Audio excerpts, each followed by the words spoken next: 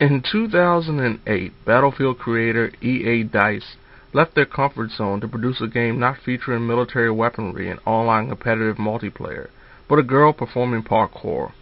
I rented the game known as Mirror's Edge on day one, but didn't own, let alone finish until many years later. Thanks to mixed feelings following the original, mostly due to stellar gameplay being hampered by a weak story in a linear world, I found myself semi-excited about the latest release in a series that appeared dead for years.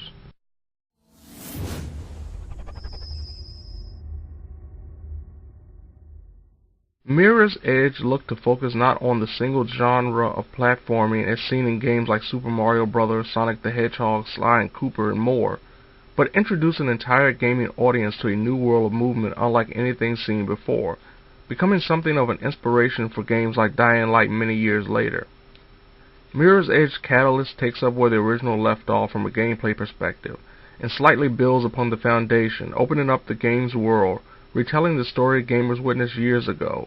The player is put in the body, through the controller of course, of Faith Connors, a parkour-loving revolutionary runner/courier who carries physical communiques around the city of glass. The game is played completely from a first-person perspective, rather than third-person like almost all platformers, giving it a distinct vibe and feel not seen in other games featuring a lot of running and jumping.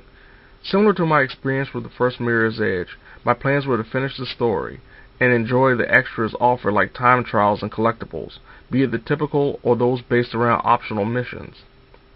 After 10 or so hours, the unbelievably long though skippable credits rolled, and left me with the opportunity to explore the city with only the aforementioned side missions and collectibles to pad my playing time. The near 2 hours of attempting to find the same sense of accomplishment I had mixing all of these playable options with the story's progression just wasn't there, and couldn't keep me playing this one just like the original.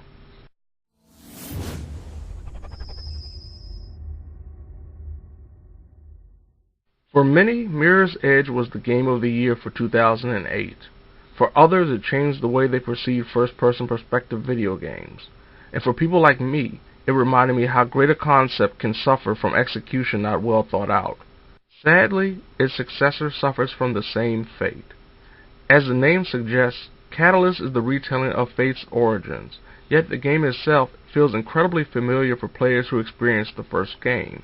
Mirror's Edge looked to take platforming to another level by simply putting the player in a first-person perspective rather than having the typical third-person perspective, behind the character view as seen in similar 3D platformers. And unlike other first-person games, Faith's hands, arms, and legs are showcased time and time again rather than her being a simple invisible moving mass that is able to leap and grab onto objects. Catalyst continues this trend in grand fashion thanks to the flowing physical art form the game is based off of, creating an exhilarating thrill when the player is given the chance to take Faith from one point to another, with only the fear of missing a drain pipe that seems too far away, or jumping a little too soon to span a gap no sane person would attempt to cross 5 to 10 stories in the air. The feeling of sailing off a ramp, landing on a rooftop, hopefully tumble rolling instead of sticking the landing, wall running before doing a 180-degree spin to grab a bar and swing into an area to begin another exhaustive sequence is exactly what freedom should feel like in a game like this. Equipment like the grappling hook has been added to Faith's inventory, making for faster traversing in certain areas that allow it. One of the biggest reasons for this newfound ability to keep the flow is the world itself. Unlike the previous Mirror's Edge, Catalyst's environment is set in an open world. While in movement, especially when the game shifts to night and the bright neon purple colors reflect off of everything, the city of glass looks just as gorgeous as the world in the original game. Sterile white buildings and interiors surround the player while splashes of yellows, blues, and reds vibrantly penetrate the eyes and the senses, unlike anything seen in video games that attempt to create the same feeling of a world held under the thumb of an oppressive regime. Unfortunately, standing still shows just how stiff and to a certain extent muddied some of the textures that make up the world and its inhabitants can be, thus taking away some of the visual impact that the original never lost even as gaming's 7th generation came to a close. The open world also hinders Catalyst's performance. Beyond cutscenes, there aren't any moments of loading across this massive city unless the player sends Faith careening to her temporary death, or fails a mission, delivery, or time trial. This lack of in-game loading causes frame rate drops that become noticeable while in motion. Loading also becomes frustratingly long when something disappointing happens, like not perfectly timing that death-defying leap. Putting Faith in an open world definitely has its advantages and disadvantages that become obvious very quickly. The City of Glass's design is perfect for someone moving from rooftop to rooftop at an alarming rate. The sense of freedom when it comes to getting from one place to another is exactly what the original game promised, yet couldn't fully deliver thanks to its structure and linear nature. Yet creativity beyond what Faith can do when on the move is certainly lacking. Side missions are nothing more than exaggerated time trials where the player is given the task of taking an item from one area to another under a strict time limit. There are some character-driven side quests that are unlike anything else provided, such as the grid node sequences, that prove to be well-thought-out puzzles for Faith to traverse. But they are few in number, especially compared to the copious amount of time trial-esque moments that litter the City of Glass. Combat has been changed as well, but stating it's for the better would be a lie. Gunplay is gone from Faith's perspective, as she can no longer handle weaponry like she did in the original, forcing her to either utilize her hands and legs to fend off the 4 types of adversaries, or run. If Faith can't run, an actual option as there are way too many of these you must fight moments seen throughout the game's latter half, she is forced to mix strafing and sidestepping to land strikes. Gamers can get creative with the combat by running and jumping off a nearby wall to take down an opponent, or even kick someone into a railing to send an enemy comically over the edge like some kind of campy B-movie. What appears to be a step in the right direction when it comes to handling the combat in this series becomes anything but, as everything feels uncoordinated and uncharacteristically rigid, that's made even worse by moments where Faith can't do what she does best: run. Two of the main factors in how well the player performs when it comes to traversing the world, completing missions, and being effective in combat are runner's vision and the game's skill tree. Runner's vision makes its return from the first game, but with a new twist featuring a snake-like line moving throughout the world to guide the player down the path of least resistance. While this modification feels somewhat intrusive and limiting, it almost becomes a necessity to play the game thanks to the world's openness and a lack of landmarks that allow the gamer to know exactly where Faith should go. Runner's vision can be turned off, but it's hard to believe one could make it through the game without it. With the completion of missions, side missions, and attaining collectibles reaching well into the triple digits in number, comes experience points that can be used to purchase moves, combat abilities, and even some type of armor that helps stop Faith from getting shot by enemies as long as she's on the move.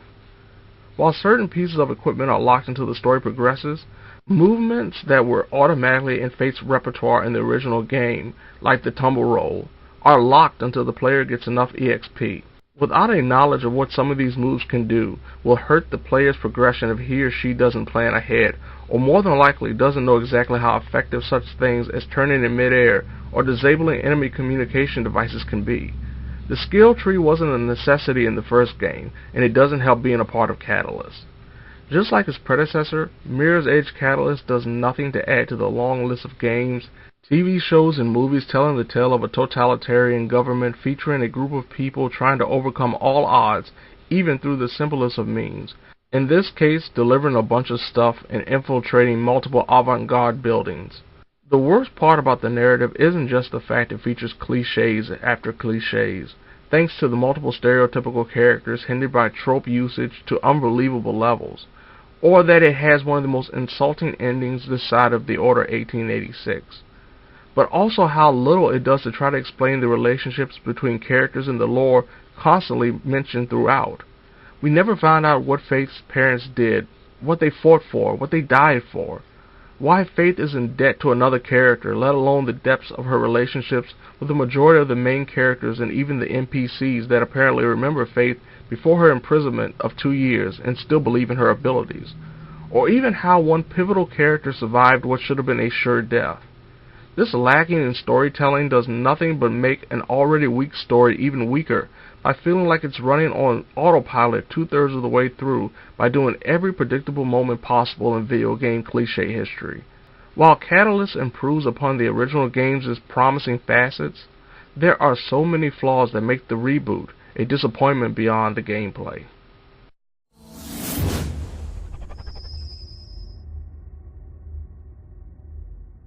Mirror's Edge Catalyst is so much like its predecessor, it's incredible.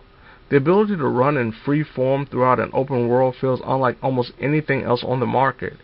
But when things slow down, the game falls apart in grand fashion.